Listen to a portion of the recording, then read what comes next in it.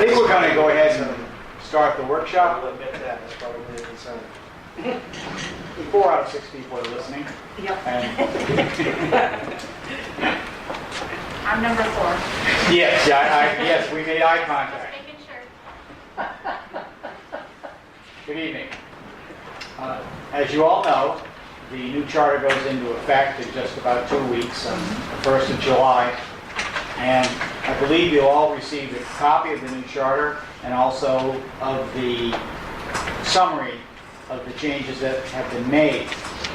What I'd like to do in this workshop is go over about 6 or 7 different changes that relate to matters that occur in council meetings. Please feel free to ask a question at any time during that process.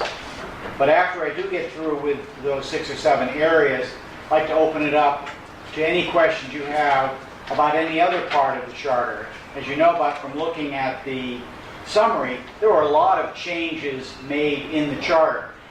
They weren't earth-shaking in any sense, but from time to time they will come up and they will have significant meaning.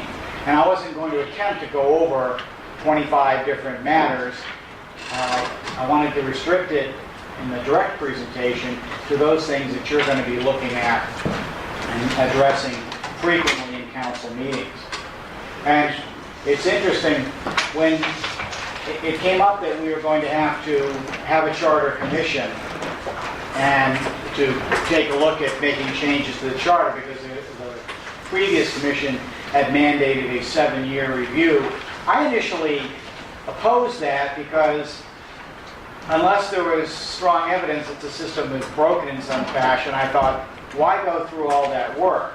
Having seen the work that the commission did and the changes that the commission recommended, in which were ultimately adopted by the voters, I have to say that I was wrong in my initial reluctance. It was a very worthwhile effort, and the passage of 7 years was a long enough period of time for us to see that there were a number of changes that really did need to be made. Some of it was just clarifying what people understood, but the language wasn't as clear as we might like it. But there were changes in a number of different areas that really, I believe, will lead to a better functioning city government. So much for the introduction. One of the problems there's been for a long time is a confusion over when something is an order or when it's a resolution. And if you look at page 12 in the new charter, we made that a whole lot simpler. Ordinances are easy to understand. That's when we pass a regulation that regulates conduct. No parking, snow removal, ban on parking, planning, zoning matters. We all know what ordinances are. But when the council acts, otherwise it can act by resolution or by order, and there's been frequently confusion over when is it this, when is it that. So what we decided to do is basically say that the default is acting by resolution and enumerate these specific areas when the council would act by order. And they are listed right there, A through F.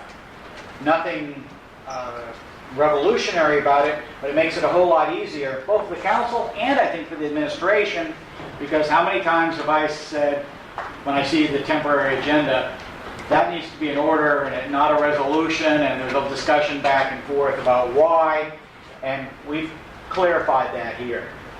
The adoption of the budget, obviously that's not going to be by resolution, something that's the most important single act that you engage in. The creation of a charter commission, again, or amendments to an existing charter, that's a pretty fundamental act. That ought to be an order requiring the multiple readings. Can the charter be amended anytime, Bill? It can. There are 2 ways of amending a charter. One is the revision, which is where you actually create a commission that goes through the whole process. The second way is, by statute, is called the charter amendment process, and that's where the council can recommend certain specific changes which are, shall we say, relatively minor, And they still have to go to the voters, but no commission has to be created. The council has to adopt them and then pass them on to the voters at an election. And if the residency requirement for a council member, if there was some change being made in that, to say, now it has to be, what, three months, let's say it was going to be changed to 4 months. You don't need a charter revision for something like that. You're not changing the structure or form of government. It's a fine point. So those fine points can be voted on by the council. They don't become effective. It's a two-step process. That's the first step. The second step is then it goes out to the voters to vote them in. Several years ago, 3 years ago, I believe, Winslow went through a charter amendment process and the voters voted on approximately 30 amendments to the charter. Each one was up or down. It wasn't like all or nothing, the way a charter revision is. And I believe actually every single one of them was adopted. But the feeling was that the basic structure of the charter was good, but it was just out of date in many ways, and all sorts of changes needed to be made. And that was done through an amendment process. There was no charter commission. And that same process has been employed by the city over the years when it's discovered that, we need to make a change here, but it's not that big a deal. I'll give you an example. Let's say, look at subsection F. It says grants and donations with a value of $10,000 or more. Let's say 5 years from now, $10,000 doesn't sound like that much anymore. It could be that you decide to put an amendment out to the voters of this charter provision to change it to $15,000. And then the voters would be able to decide yes or no to that particular change. You're not changing the structure or form of government because you raise the dollar figure for grants and donations when they require council approval. That's a pretty fine point. And of course there are potentially hundreds of these little fine points. So you can use that amendment process. Bill? Yes. Going back to the question about orders and resolutions and the reading of them, because Fred had this question at the last meeting about the necessity to read the entire order or resolution. And the current charter does talk about reading it, Patty, the clerk, reading it in its entirety, but the new charter does not talk. And that's the very next point that I'm going to cover. Thank you. So, if you're wondering order versus resolution, it's listed there. There's solid reasons for them. If you're going to sell land at the city, it ought to have multiple readings. You want to be able to get feedback from your constituents. You don't want something happening quickly, because once you sell it, it's gone. And similarly, if you're going to lease property for 10 years or more, that has to be done by council order. And that's actually, there's an ordinance on that matter right now.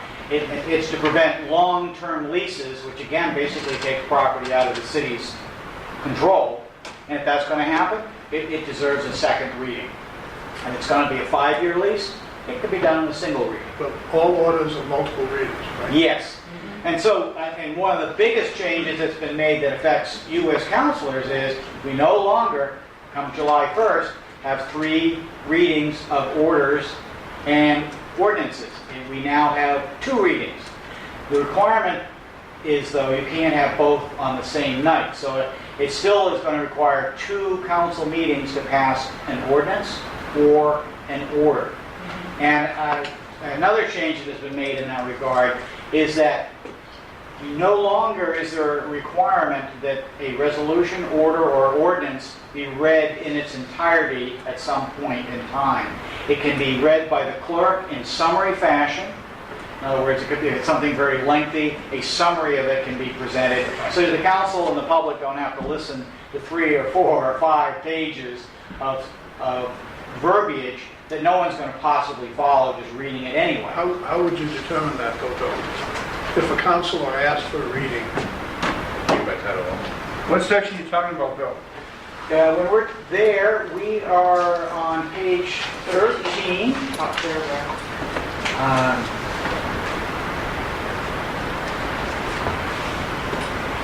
Section 9. It's actually section 8 that talks about. Actually, the actual... Yes. okay. I didn't see anywhere where it gave language about reading or not. A through F, and it talks about including title and summary. And a summary of the substance of the ordinance or resolution. Well, it just says it shall be set out clearly in the title thereof. I mean, if it's a clear, It's at the very top of page 13. All public readings of ordinances, orders, and resolutions shall include the title and a summary of the substance of the ordinance, order, or resolution. Now, probably most of the time, because proposed orders and resolutions are relatively short, they're just going to be read in full. To try to summarize something that's only 2 or 3 paragraphs will probably take you more time and language than just reading it. But it does allow, when it is something lengthy, that it can be done in a summary form. Now, if the council instead said that it wants to have it read in full, then that's the council's prerogative. This is a council meeting. You decide yourself if you want to hear a 3-page proposed ordinance or order read, then that's the way it's going to be. But generally speaking, and the default rule here is to simplify that process. We don't have to take a formal vote to dispense with reading some lengthy document. It's going to be summarized unless the council were to... Who creates the summary? The clerk? The clerk. Yes. But, correct me if I'm wrong on this, now to have an ordinance read or to have an order read, To dispense with the full reading. no, to have it read, only one counselor can request it. That- Now it's read in full. Right now, it's read in full unless the council votes To read by to title only. read by title That's only. true, we do that all the time, but my question is, suppose one counselor wants it read. Now, isn't that the way it is right now? One counselor can request it be read? I think it is because I think the council has to doesn't have to be unanimous right now. you're Unanimously correct. If it dispense wasn't- with a full reading. If it wasn't unanimous, then we would have. It would have to be read. Yep. And right now, it's not going to be read in full. so it's not. It's a summary, but when I say not read in full, understand that practically speaking, you look at the matters on your agenda tonight, and typically the clerk reads them, although it doesn't have to be that way. I don't believe the charter is going to mandate that the clerk do the reading, the mayor can do the reading, the council chair can do the reading. Whatever the council wants is the way it would be done. But most matters you have are one page. And they're not going to be read by summary, they're just going to be read. But it does allow, the thinking of the commission was, too much time can be spent on these long, lengthy documents. Clerk prepares a summary. Now, if the councilor's not satisfied with that summary, the councilor could point that out. So I don't think that's a correct representation of the matter before the council. And if the council then decided it wanted it to be read in full, you'll have it read in full, if you are the council. So it just takes one person to want it read in full and some. No, I'd say at this point, with the new charter going into effect on July 1st, to have it read in full, I think would actually take a motion, a second, and then a simple majority vote. But does it say that? No, it does not. But just the normal passing of council action requires a majority council So vote. that is a change though. Oh, what's happening here is a big change from the way things have been done before. Yeah, but that's not my point, though. My point is, this is a significant change without it saying so. That's my point. Because right now, Dana's right, one counselor can request it be read. Right. And you're saying that doesn't exist anymore, but it No, it doesn't. The language has been eliminated. And the Council would have to vote as a whole. if it decides it wants to have a matter read in full. Realistically, I think most matters are going to be read in full because quite simply they are short. But matters which go on, when you get into look at that matter you're doing with the Thomas College bond, I think goes on for 3 or 4 pages. I don't know of anybody who would be interested in hearing that in full because nobody would know what it was anyway. But if the council decided it wanted to have that read in full, it could have it done. I mean, for example, the council, the mayor can stand up there and say, okay, we're going to have people speak on things, and I'm going to allow them, every person, to speak for 5 minutes. And you as a councilor could say, I object to that. I move that anybody addressing the public on this issue be limited to 2 minutes. And if you get a second to that motion, and a simple majority of the council agrees with you, then people who are going to address the public are going to have 2 minutes to speak. There are many, many matters, procedural matters, and the way meetings are conducted are quite simply decided by simple majority rule from the council. But the default is going to be, it's a summary, and then quite simply there's motion and a second and you vote on it. Realistically, I think the only real change here is going to, the most of the time, is going to be in the lengthy matters. At least this is the thinking of the commission. I was present during some of this discussion. I was not present probably during most of it, but I talked to commission members about I that am a change. little concerned about the fact that the majority can overrule having an item read. And required to be read? Well, as we said, one person can require it to be read now. You're saying Right. the majority vote would require whether it's read. Right, under normal parliamentary procedure to, Right. yes. And And Robert's rules, which have been adopted by ordinance, generally matters that come up regarding procedure are adopted by simple majority. There are 2/3 requirements here and there, but this would not have to be one of them. So are there instances when you can have it read by title only, or is that gone? Well, it might be that the title is an adequate summary, okay? You have to look at the particular item. Depending on the wording of it, the title itself may be a summary.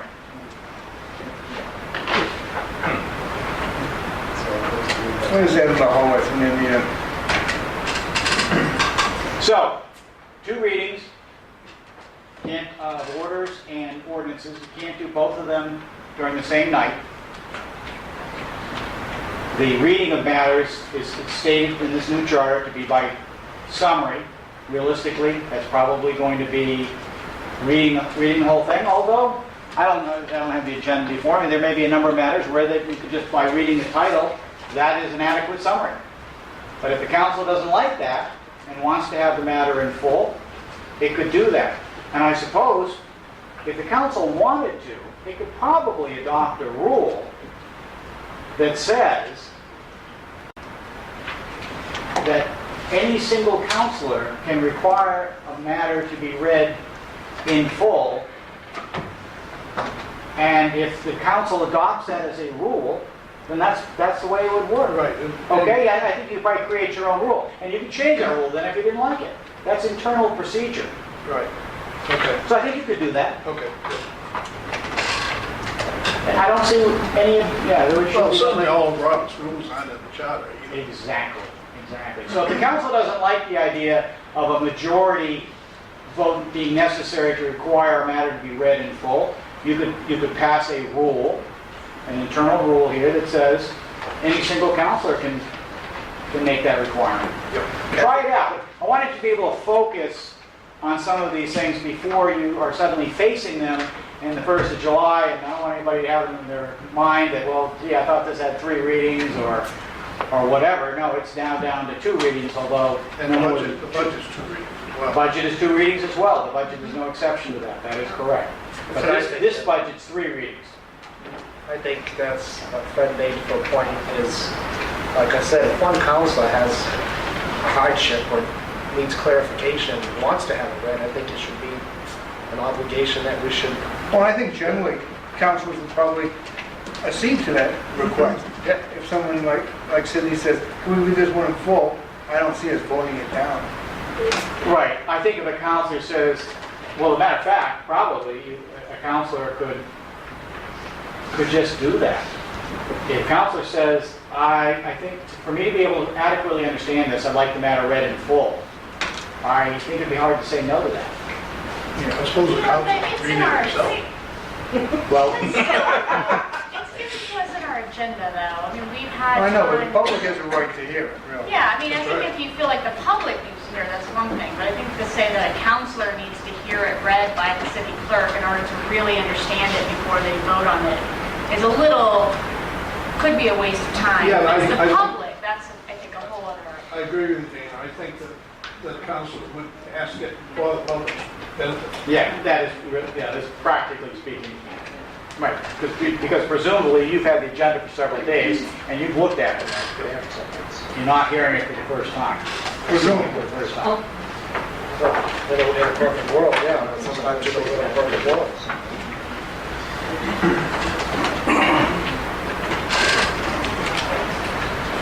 Another change, abstentions.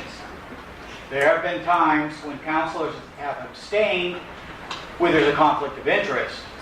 And there have been times when counselors they don't feel comfortable enough about the matter, maybe they missed a meeting or two, or they just don't feel comfortable in voting. Well, it's going to be tough luck, because the new charter requires you to vote unless your voting on the matter is excused by a majority vote of the council, and you don't get to vote in that matter. How are you going to possibly enforce that? There's no way. Do you get to move to abstain? Is that what you do?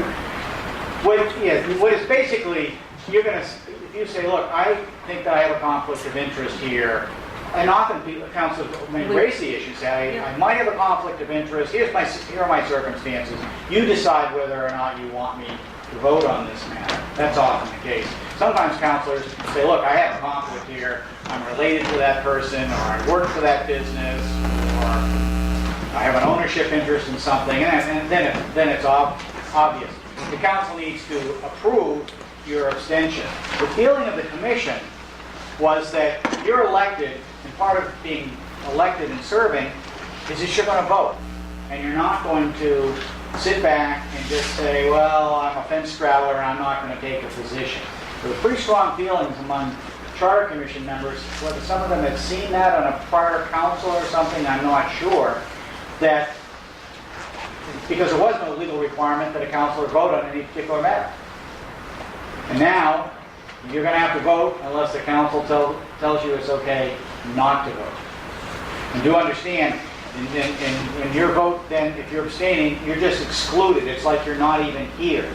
So for purposes of determining what a majority is, you're treated as being absent. Or else it would be the equivalent of no vote. How about abstaining for the purposes of a quorum? If you're abstaining, You count for quorum purposes. You do. So 5 counselors are here, 1 counselor abstains on a matter being voted upon. It's still a legitimate council meeting at that point, but you're treated as you're treated as if you're not here for purposes of determining a simple majority of voting members. Otherwise, you're the same as a no vote. But go back to my comment. How could you possibly enforce that? Or put them on a rack, string them up, what are you going to do? Because we are all civic-minded, and we've taken an oath to follow the law, and I know that every counselor sitting here will diligently do that. You skirted my question. Right now, on the municipal budget, don't you feel you should vote on it? Of course. Okay? And nobody's going to put a gun But to if your we're head. voting on giving Mike a raise, I might oppose it. I'm not abstaining, I'm not opposing, I'm abstaining. He couldn't abstain, unless I'm giving him a kickback. By agreeing to serve on the council, you agree to follow the charter and all requirements of law. You've taken an oath. And therefore, you're now going to vote. And if you say, no, you're not going to vote, and you kind of kept that up, it might be the council will decide to remove you as a council member. That's the enforcement mechanism. But The on- failure to fulfill the requirements of your office is requirement of your removal. But on one issue, that isn't going to be ground. Well, probably not, but if you keep it up. that's right, stubborn. What would make you not want to vote? There were plenty of things under the former mayor where we did have abstentions, quite a few abstentions. And that dealt mainly with budget issues, I think. Rosa, you probably remember some of these.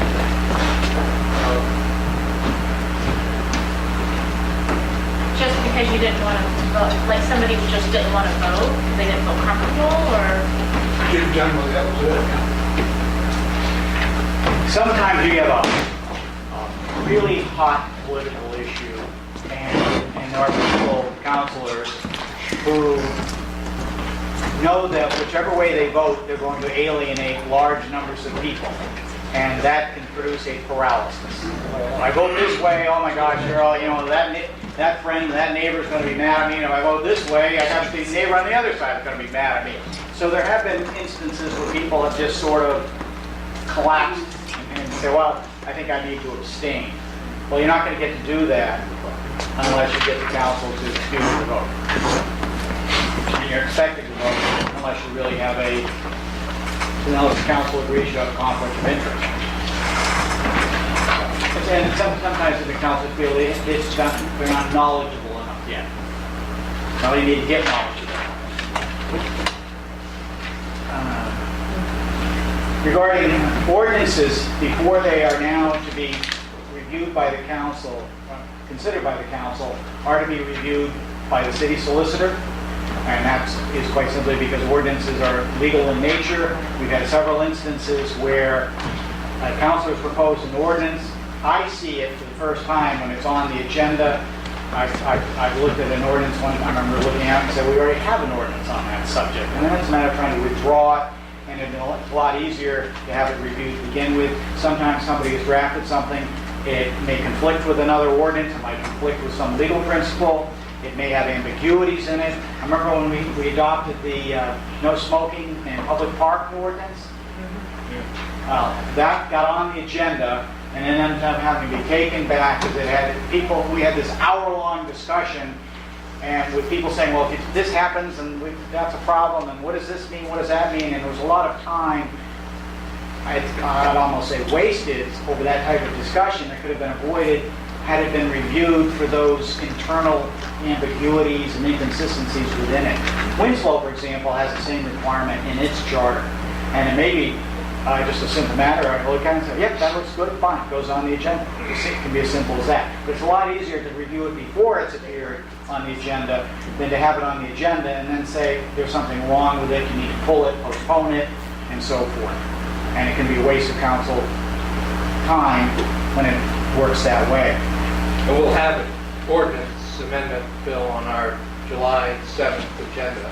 So we all need to remember that it takes 2/3 of the council to approve ordinance amendments too. Sometimes I forget that requirement. The bottom of page 12, it talks about that 2/3. Well, that's, no. Where are you? Amends the zoning ordinance. An amendment to the zoning ordinance That takes is a 2/3 vote. Yes. I said, I meant zoning ordinance. Thanks. Amends the zoning. So would that be 2/3 of those present? Yes. Unless it says full council, it's 2/3 of the members present. I already asked him that. The other thing I asked was, because also as soon as 2/3 is 7, so it's always 5 if we go full 7. Yeah. It's 4 if you have 6 present. And still 4 if you have 5 councils present.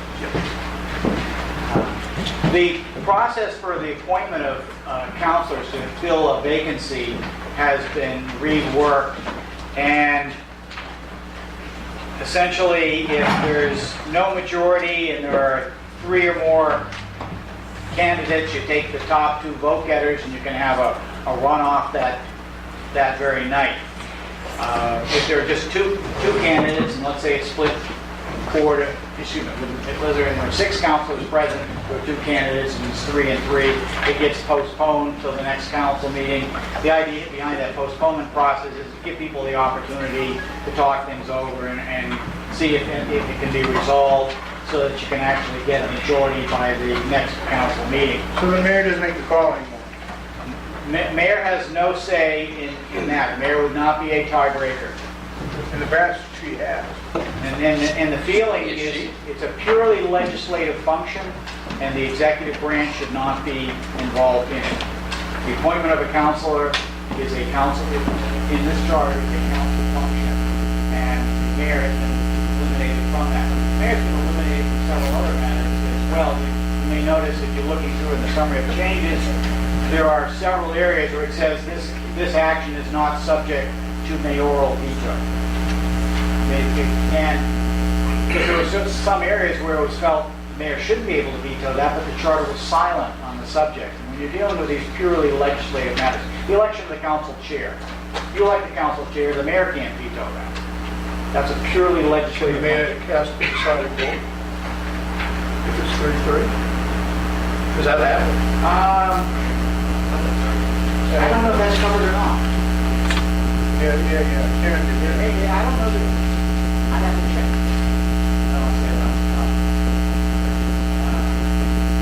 Finally, the charter, if you look at page 18, or Article 6, is going to be an ethics committee appointed by the mayor, confirmed by the council, 7 members who are charged with creating an ethics ordinance. And that ordinance needs to, they create it, that doesn't mean you have to just vote on exactly what they created, you can amend it, of course. But it has to be adopted by a 2/3 vote. And then that 7-member committee is charged of meeting once a year to review the ordinance and make any recommended changes. So one of the new duties of our mayor is to come up with 7 people willing to serve on this committee, and one of your responsibilities is to confirm those appointments or reject those appointments. I don't think there are going to be huge numbers of people trying to be on this committee, because it's a type of a committee that is known more for not meeting than it will be for meeting, because once it's created an ordinance, the ordinance is there. I don't know how many changes are going to be made in ethics. Some of these people outside the city government. I don't think there are any restrictions on that. That's a good question. Let me just check that. I don't believe there are any restrictions on it.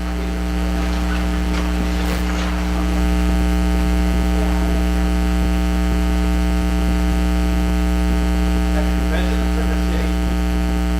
And that's it. So they could be, a council member serve on the committee. Wait a minute, elected officials and their immediate family members shall not. And so, you can serve in your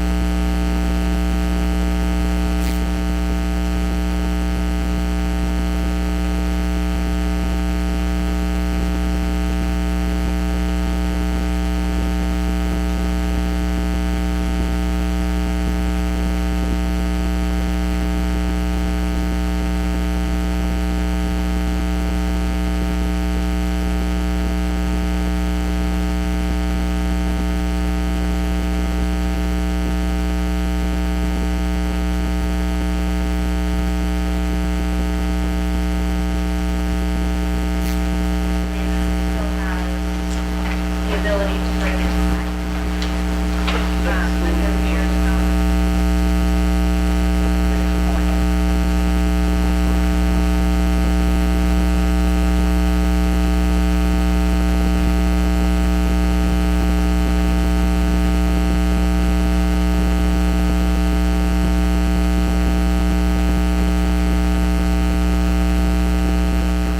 Excluding appointment of members to the city council.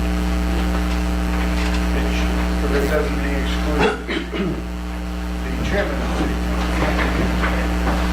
Right. So the mayor's not going to get to cast a tie-breaking vote when it's dealing with the appointment of a counselor to the appointment of a council member To fill a vacancy, to fill a vacancy. he or Right. she wouldn't have the ability. And we made that change, again, to clearly separate the executive function from the legislative function. Because otherwise we have the administration effectively having some control over who becomes a council member. And of course, this person only serves.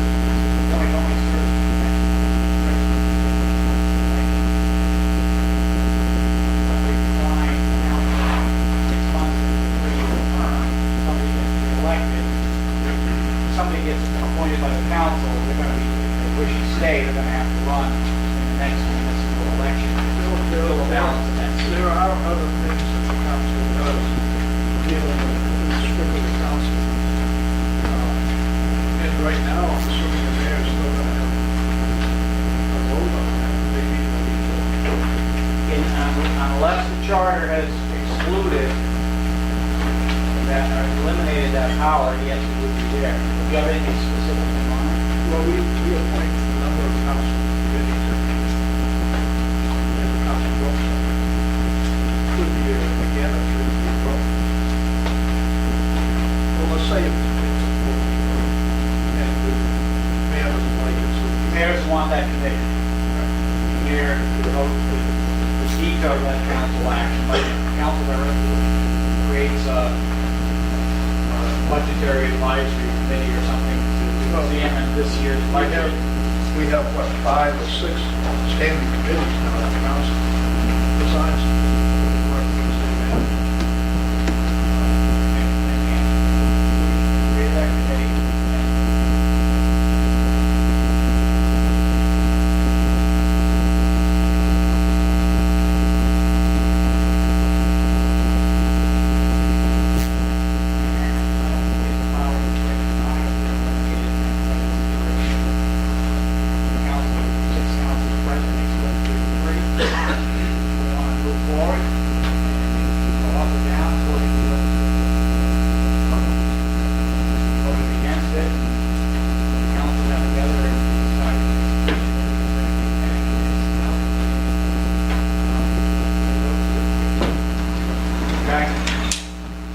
Where you see the veto power expressly being taken away, it was generally was the feeling of the commission that this was a legislative function and it shouldn't be interfered with by the executive branch. There were a couple of areas within the charter where the charter was just silent on that subject, and as these matters got brought up, the commission considered them and decided to insert that language. One of which being, of course, that the mayor shouldn't have the ability to decide who's going to be appointed to the council. Mayor is separately, nothing personal, of course. Are there any other questions regarding the new charter that's going to go into effect on July 1st? And there was so much discussion here at the beginning regarding whether you're going to have these council resolutions, you want to have them read in full, or what's the summary going to be? As I said, you can create your own rules in this regard. Try it out and see how it works. The idea was, the commission's idea was that the process to not have some lengthy document read in full was somewhat cumbersome, and they wanted to be able to streamline it, and this is the idea that they came up with. But again, you are the council, and within the limits of the charter, you have some flexibility, because you decide your own internal rules of procedure. But try it out. If something seems to be difficult, there shouldn't be any difficulty in working out something that the council would be happy with. After all, you want to make sure the public is fully informed as to what it is that's being voted on, what you're voting on, and if it's something needs to be done a little bit differently to accomplish that, I expect you'll find that out. But until we actually try this, we're not sure. But that was the feeling behind the commission when it made that change. They felt it was going to streamline the process somewhat. We'll find out if it does. No further questions? It's 7:01. The workshop is done. Thank you. Okay. Commission members, Rosemary, weren't you on the commission? Yeah. Unless you've actually sat in on a commission meeting, the amount of work that they put in, absolutely enormous. The number of hours, meeting after meeting, month after month, the whole process takes close to a year, and it's behind the scenes, an enormous amount of work goes in, and with the goal of having a better functioning government. And I think they succeeded in their mission. This wasn't my first time being on the Charter Commission, and I have to admit, with both, all of those who come onto the commission, they're extraordinary. coming from so many different parts and sectors of the community and all ages. And I think the area that had the most interesting discussion, which we'll be doing some work on, that was the code of ethics. That was a huge piece of a lot of discussion. Good stuff. Okay, thank you. Had a great community.